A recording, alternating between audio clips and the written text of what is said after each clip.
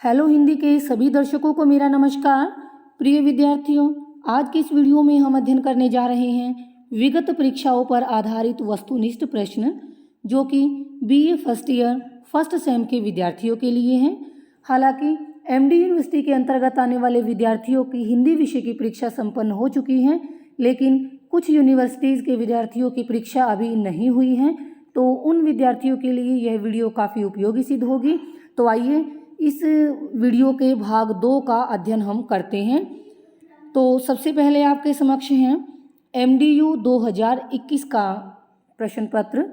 देखिए, इससे पूर्व यानी इससे पहले के जो वर्ष हैं 2016, 17, 18, 19, 20, तो 20 तक के जो प्रश्न हैं वस्तुनिष्ठ प्रश्न, वो मैं वीडियो भाग 1 में करवा चुकी हूँ।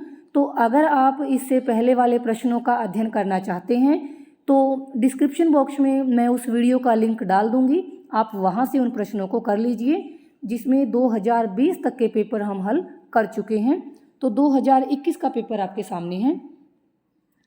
प्रेम की पीर के कवि किसे कहा गया है? घनानंद को कहा जाता है प्रेम की पीर का कवि। कवितावली किस कवि की रचना है? तुलसीदास की रचना है। कबीर की काव्य भाषा को सामान्यतः क्या नाम दिया जा सकता है? सदुक्कड़ी भाषा हम कहेंगे, या फिर पंचमेल खिचड़ी भी आप लिख सकते हैं। सदुक्कड़ी या पंचमेल खिचड़ी। अद्भुत रस का स्थायी भाव क्या है? अद्भुत रस का स्थायी भाव विस्मय है। काव्य के मूल रूप से दो पक्ष कौन कौन से हैं? देखिए, काव्य के मूल रूप से दो पक्ष होते हैं। एक होता है अनुभूति पक्ष, एक होता है अभिव्यक्ति पक्ष। तो अनुभूति पक्ष को ही हम भाव पक्ष बोलते हैं और अभिव्यक्ति पक्ष को ही हम कला पक्ष बोलते हैं। तो आप दोनों में से कोई भी नाम लिख सकते हैं। हाँ, पक्ष संख्या में हमें 2 ही लिखने हैं। 2 पक्ष होते हैं, या तो आप उसको भाव पक्ष और कला पक्ष कहिएगा, या फिर आप उसको अनुभूति पक्ष और अभिव्यक्ति पक्ष कहिए। किसी भारतीय विद्वान द्वारा दी गई काव्य की परिभाषा लिखिए। तो वैसे तो बहुत सारी परिभाषाएं हैं, लेकिन जैसे आचार्य विश्वनाथ के द्वारा दी गई परिभाषा है वाक्यम रसात्मकम काव्यम। आप इसको हिंदी में लिख लीजिएगा, आप इसको ऐसे लिखिएगा। आचार्य विश्वनाथ के अनुसार हृदय में पूर्ण आनंद प्रदान करने वाले वाक्य को काव्य कहते हैं। एक ये परिभाषा है। एक सुमित्रानंदन पंत की परिभाषा भी संक्षिप्त है, आप वो भी लिख सकते हैं।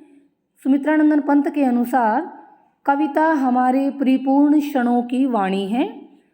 तो 2 परिभाषाएं मैंने आपको बता दी। इसके अतिरिक्त आप कोई भी परिभाषा पंडितराज जगन्नाथ के द्वारा दी गई, भामे के द्वारा दी गई, और जैसे जयशंकर प्रसाद के द्वारा दी गई, रामचंद्र शुक्ल के द्वारा, जो भी आपको आसानी से याद हो जाए, इसमें आप वो लिख दीजिएगा। पृथ्वीराज रासो के लेखक का नाम बताइए। चंदबरदाई। चंदरबरदाई भी लिख सकते हैं या चंदबरदाई। शब्द शक्तियाँ कौन कौन सी हैं? शब्द शक्तियाँ 3 होती हैं। अभिधा शब्द शक्ति, लक्षणा शब्द शक्ति और व्यंजना शब्द शक्ति। केयू के कुरुक्षेत्र यूनिवर्सिटी का 2021 का पेपर है। आदिकाल को संधि काल किसने कहा है? आदिकाल को संधि काल कहा है डॉक्टर रामकुमार वर्मा ने। डॉक्टर रामकुमार वर्मा ने आदिकाल को संधि काल भी कहा है और उसे चारण काल भी कहा है। दोनों ही नाम डॉक्टर रामकुमार वर्मा के द्वारा दिए गए हैं। कबीर की साहित्यिक रचना का नाम है बीजक। उपमा अलंकार का उदाहरण दीजिए।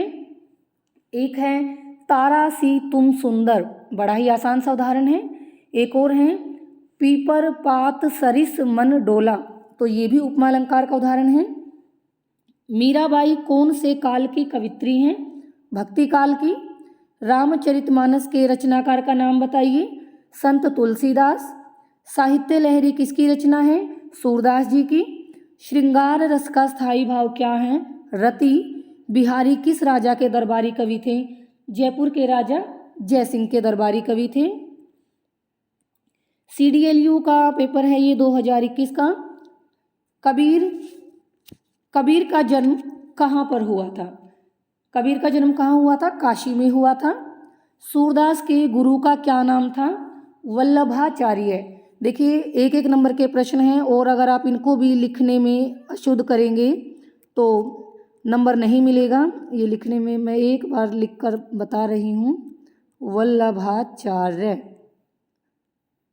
ठीक है, ये है थोड़ा सा, ठीक है। पृथ्वीराज रासो के रचयिता कौन है? ये नाम पहले भी आया है, चंद बरदाई। अशुद्ध नहीं लिखना है, फिर कह रही हूँ, 1 नंबर का प्रश्न है, गलत नहीं होने देना है। चंद बरदाई। रस खान का पूरा नाम क्या है? ये भी आपको लिख कर दिखाना पड़ेगा। सैयद, आई डबल मात्रा है, ये और दे, सैयद इब्राहिम, सैयद इब्राहिम। तो अशुद्ध लिखने से बचें। सूरदास के गुरु का नाम वल्लभाचार्य, पृथ्वीराज रासो के रचयिता चंद बरदाई, रसखान का पूरा नाम सैयद इब्राहिम। उसके बाद है शोक किस रस का स्थायी भाव है? करुण रस का स्थायी भाव है शोक। छंद कितने प्रकार के होते हैं? छंद 2 प्रकार के होते हैं, वार्णिक और मात्रिक। शब्द शक्ति के कितने भेद होते हैं? 3 होते हैं। बिहारी किस राजा के दरबारी कवि थे? राजा जयसिंह के। MDU का 2022 का पेपर है। कबीरदास की भाषा क्या कहलाती है? तो पहले भी आ चुका है, सदुक्कड़ी भाषा। गोपियों को योग कैसा लगता है? कड़वी ककड़ी के समान। आपने कविता की पंक्तियाँ याद होगी ना, सुनत जोग लागत है ऐसो जो करऊ ककरी। तो कड़वी ककड़ी लिखना है आपको। वनगमन प्रसंग किस रचना से उद्धृत है? ये कवितावली के अयोध्या कांड से लिया गया है। वनगमन। मीराबाई किसकी उपासिका थी? श्री कृष्ण की। 2 रासो ग्रंथों के नाम आपको बताने हैं। पृथ्वीराज रासो है, विसलदेव रासो है, परमाल रासो है, खुमान रासो है। उक्ति व्यक्ति प्रकरण के रचयिता कौन है? पंडित दामोदर शर्मा इसके रचयिता हैं और यह एक व्याकरण ग्रंथ है, ध्यान रखना है। शब्द शक्ति के कितने भेद हैं? 3 होते हैं, अभिधा, लक्षणा, व्यंजना। हास रस का स्थायी भाव क्या है? देखिए, हास रस नहीं है, हास तो खुद एक स्थायी भाव है। ये लिखने में थोड़ा गलत हुआ है, इसे ऐसे पूछना चाहिए था, हास्य रस का स्थायी भाव क्या है? तो हास। हास्य रस का स्थायी भाव क्या है? हास। उसके बाद कुरुक्षेत्र यूनिवर्सिटी का 2022 का पेपर देखिए। कबीर के गुरु का क्या नाम है? रामानंद। तुलसीदास का जन्म कब और कहाँ हुआ? तुलसीदास का जन्म सन 1532 ईस्वी में राजापुर गांव में हुआ, जो कि बांदा जिले में है। ठीक है, बांदा जिले के राजापुर गांव में 1532 ईस्वी में। मीराबाई की भक्ति किस भाव की भक्ति थी? माधुर्य भाव की। माधुर्य भाव की भक्ति थी उनकी। सर जॉर्ज ग्रियर्सन के इतिहास ग्रंथ का नाम बताइए। तो अंग्रेजी भाषा में लिखा गया है इनके द्वारा इतिहास ग्रंथ। 11 अध्यायों में है। The modern vernacular literature of Hindustan. दोबारा सुन लीजिए और लिखा हुआ जरूर देखिएगा एक बार, शुद्ध लिखना है आपको। The modern vernacular literature of Hindustan, अंग्रेजी भाषा में लिखा गया है। राहुल सांकृत्यायन के अनुसार हिंदी का पहला कवि कौन है? सरहपाद।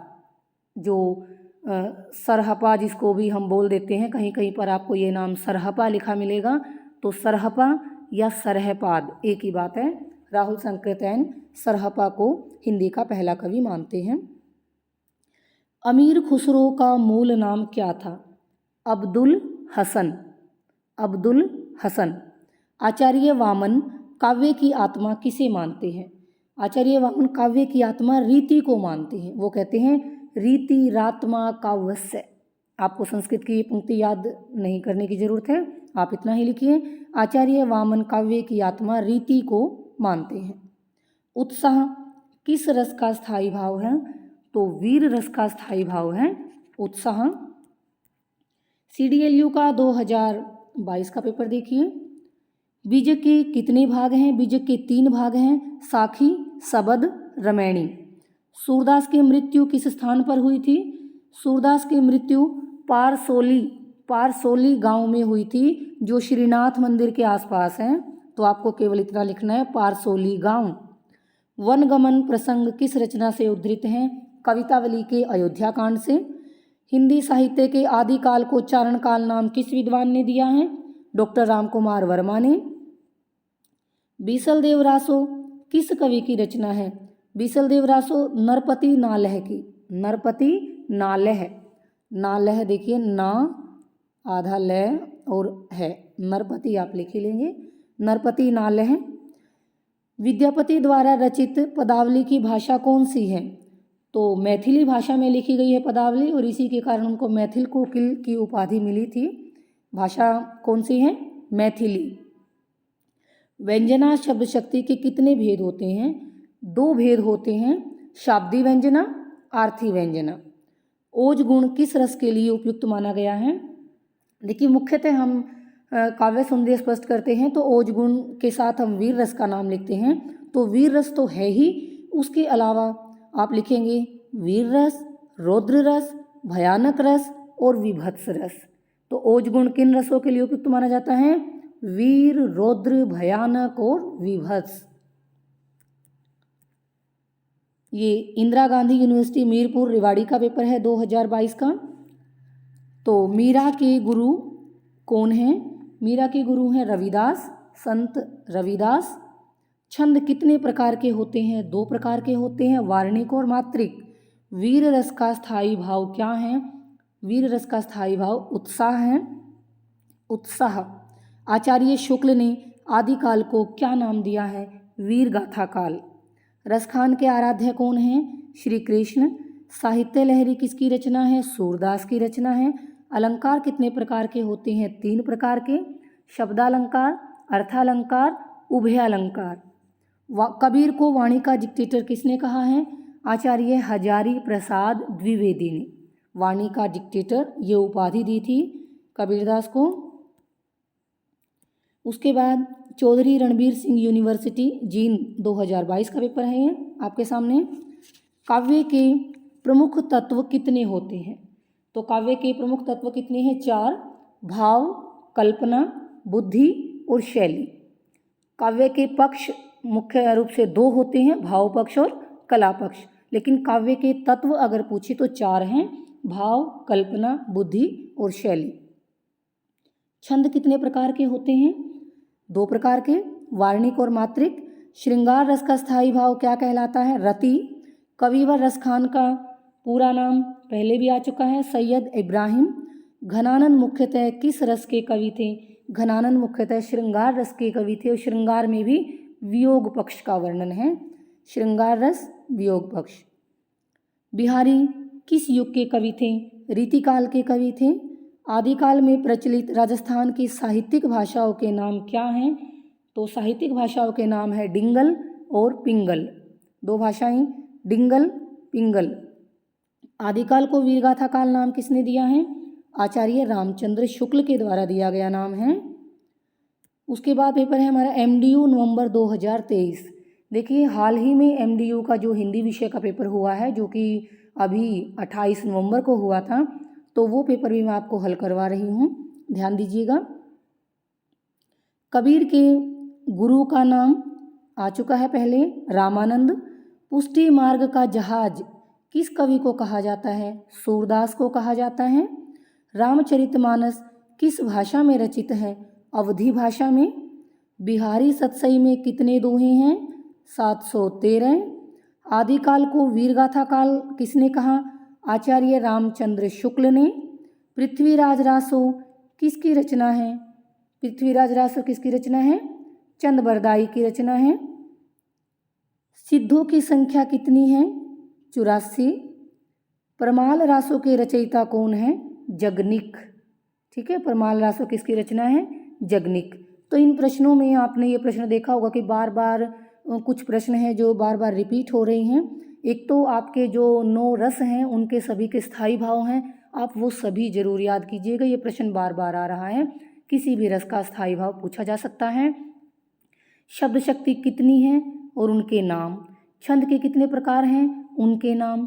काव्य के तत्व कितने हैं और काव्य के पक्ष क्या हैं। ठीक है, सिद्धों की संख्या कितनी है? 84। नाथों की संख्या कितनी है? 9। संचारी भाव कितने होते हैं? 33। तो इस प्रकार के ये छोटे छोटे प्रश्न जो हैं वो ध्यान दीजिएगा, और मैं उम्मीद करती हूँ कि मेरा यह प्रयास आपकी परीक्षा के लिए उपयोगी सिद्ध होगा। यही समझकर मैंने इस वीडियो को बनाया है। तो जिन विद्यार्थियों की परीक्षा अभी नहीं हुई है उन विद्यार्थियों को परीक्षाओं के लिए मेरी तरफ से बहुत बहुत शुभकामनाएं।